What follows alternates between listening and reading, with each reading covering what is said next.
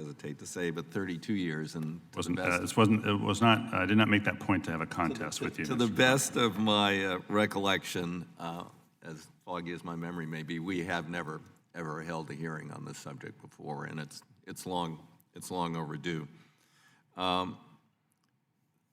This is becoming a pattern before this committee. Profits over people. Look what happened with Boeing and the MAX. 346 dead passengers and crew, 1 rescuer. 347 people dead.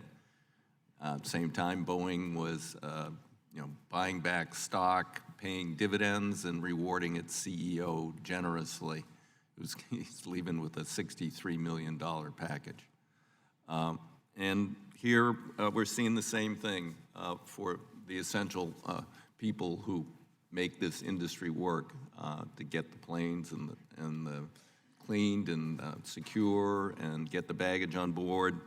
The airlines made a collective $11.8 billion in profits in 2018.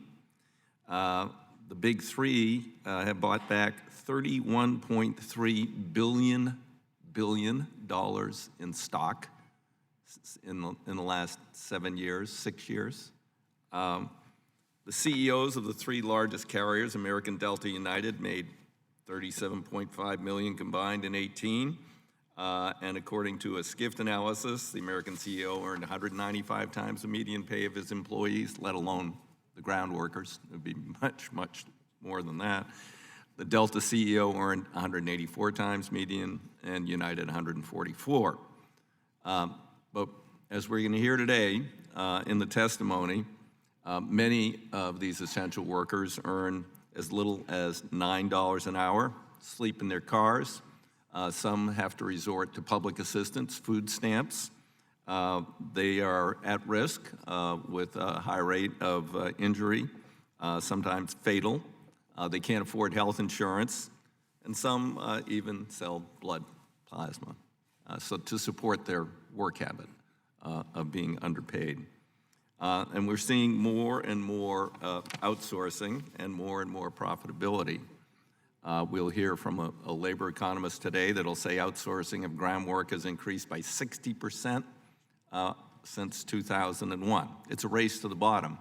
And we're going to hear from folks in Miami where perhaps we have hit the bottom. An obscure firm called Airline America, I wish they weren't using the word America, provides ground support services like baggage handling, cabin cleaning for American and Delta. Airline has been cited for exposing employees to cockroach infestations, and of course, obviously, that affects the food service on the planes.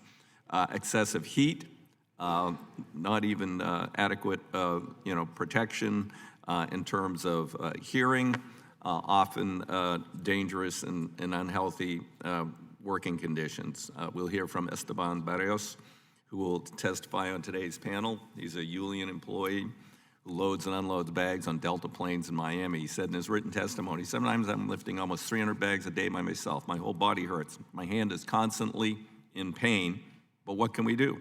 We don't have sick days, no sick days. And we can't take a day off to get better. So we take painkillers and try and get through the day." We'll hear from Miami-Dade County Commissioner Eileen Higgins, and she's going to talk about how when she went to investigate these conditions, she was actually intimidated by employees of the Airline Corporation. And then, we've seen other issues of routine exposure to harmful chemicals, violations of OSHA, communicable diseases, bloodborne pathogens, dangerous levels, as I mentioned already, a lack of hearing protection, noise, tractors that are unstable and lack seat belts, and people have been crushed.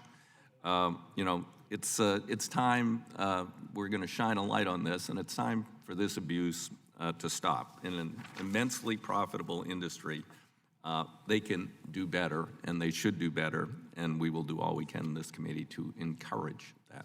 Thank you, Mr. Chairman. Thank you, Chairman DeFazio.